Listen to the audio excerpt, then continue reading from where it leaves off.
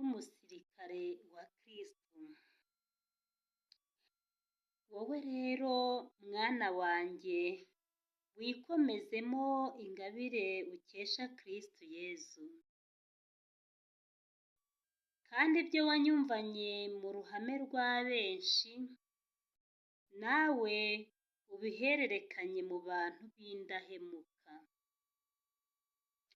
kandi bazashobora nabo kubyigisha abandi. Emera ufatanye nanjye imibabaro, nk'uko bikwiriye umusirikare mwiza wa Kristo Yezu. Nta n'umwe mu bajyarugamba ukomeza kwizirika ku mirimo yari asanganywe ngo abe agishimishije uwamuhuruje.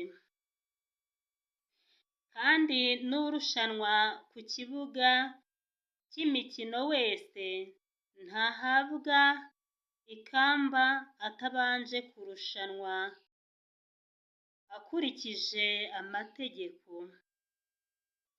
Umuhinzi wagotse niwe ukwiriye kubanza kuganura ku mbuto z'ibyo yahinze.